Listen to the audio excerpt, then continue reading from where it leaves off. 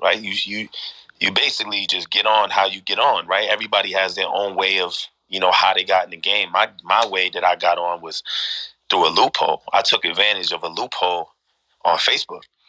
And through that loophole, it allowed me to maximize on my fans, and it allowed me to. This is when the platform of Facebook lets you post actual music videos to the site instead of links. It used to be like YouTube links. You know what I'm saying? But then you remember that where they started? It was just YouTube links. Yeah, so I remember. Once they started letting you actually post the videos to Facebook, that was it. Once they advertised. So you did the footwork. You're doing you did the footwork. Yeah, so we used the backdoor system, loophole, Facebook, figured out that shit, nigga, and started like go strategically looking for, a lot of artists that were similar to me, and pretty much just aligning myself with putting my music in front of Kendrick fans, in front of Cole's fans, in front of Chance's fans, and Marshall's fans, and I started creating content based off of the information I was provided on Facebook. So, for instance, like Facebook would say, it would tell me how many fans I had that were women, how many fans I had that were kids, how many fans, what age, 18-year-olds, what were they into, shit like that. What was their ethnicity and, things like that. And what I did was I took that information and I applied it within the music. Once I learned that I had 50,000 white kids who were into guns, I wrote a record called Ross Cappuccioni about a kid that got shot, a white male that got shot. From there, that shit, went viral overnight. Then I learned that I had a lot of females on my page that either had kids or was pregnant. Then I wrote a record called Happy Birthday, shot a video, boom, that shit was catered to that. That shit went viral, boom. So what I started doing was looking at the data, and I started applying the data that I was learning to the music. So I started applying the music to the data to the music, and I started creating records specifically designed to fit that demographic. And once I was able to do that, and once I mastered doing that, that's where my journey began. Yeah, I appreciate that. Yeah, that was smart. Can I address Jonas? Hey, Jonas, now imagine that knowledge. I have a question. You said then. Hold on. One mic. May I speak? Who is may I speak? Go ahead. This is Mac Drama. Mac Drama was speaking. Go ahead, Mac. Mac Drama.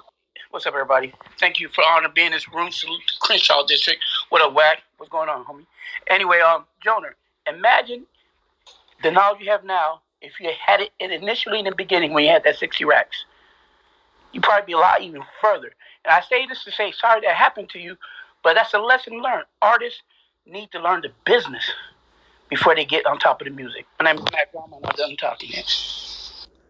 Hi, Joyner. This is Keita's mom, and I just have a question. How you doing, ma'am? How you doing? Love and bless and respect to you. Oh, thank you, and you as well. Thank you so much. For sure.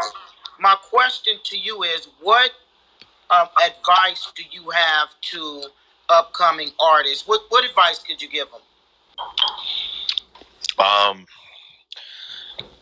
Well, I go by one code. The code that I live by is FAD. And FAD means fuck all distractions. And I got that shit tatted on my hand. And distractions is a big part, of a lot of the reasons why motherfuckers fall off. They get distracted over women. They get distracted over, other shit that they doing and hanging out with the homies or whatever the case may be, getting caught up in the streets or getting caught up with whatever. And they just get distracted. And I think that distractions play a big part in a reason why a lot of people are not able to put 1,000,000% of their focus into being successful because they're distracted by a lot of different things. So that's why I keep FAD tatted on my hand. So every time I start to feel distracted, I can look at that and get back on track. I have a question. What's up? So now, based off of the conversations that's transpired the last couple of days, right? You've had your opportunity to go ahead and, take the appropriate jab, of course, which you're deserving of. Now, what's the next thing? Because now you feel like there's nothing that she can really get back to you. is it dead now? I mean, of course, like there's other people who are coming out the woodworks and speaking on their story and things as well. But like, there's every time that there's a story that comes up, do you feel like? And mind you, I'm not judging at all. You're justified for however you feel. It is what it is. If you feel like you need to, but I guess the question is, if another scenario I feel like a lot of people didn't know about it. And now I feel like a lot of people know about it. I just wanted people to know what she did. That was it. Like, and now I feel like the world knows what she did. So there's no reason to beating on a dead horse. It's like, it is what it is, and every time another accusation comes out, they're going to refer back to Joyner Lucas. And that's it. I don't even need to say nothing after that. That wasn't happening before. So I needed that to happen. And now that that's happening, I don't even need to say nothing else. Right, now you're straight. I'm straight. So you guys, hold on. When you speak, can you please introduce yourself and say, there's too many people on stage to say, I have a question without saying, hi, this is so-and-so, I have a question. So we know. Oh, that was Tabitha, and I just landed, my bad. First of all, Thank for you, your questions, Anya. I was away from the phone. Thank you. Yeah, but for your questions, like I told y'all in the earlier room, to avoid all this, I got a question stuff, please send your questions to my Twitter account.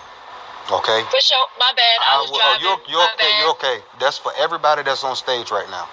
Okay? Send your questions.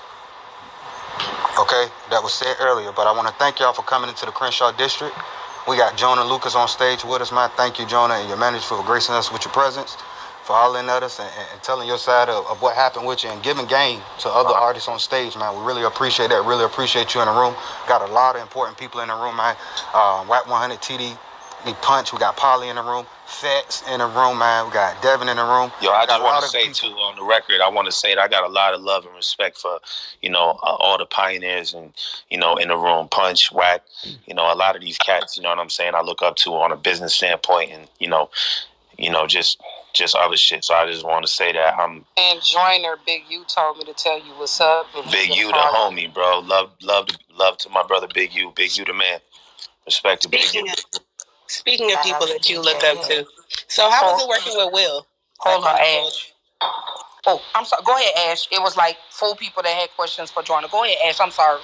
I just wanted to know how it was. I kind of want y'all questions to stick to the topic and not make this an interview. Because he's not on the Keita, let's do that, please. We're not gonna do 100%. Can we move it forward to maybe even the Steve Stoute stuff from today? Let's go ahead and push forward. Can I talk real quick? Can everybody let me talk? So let me say this. When he contacted Ash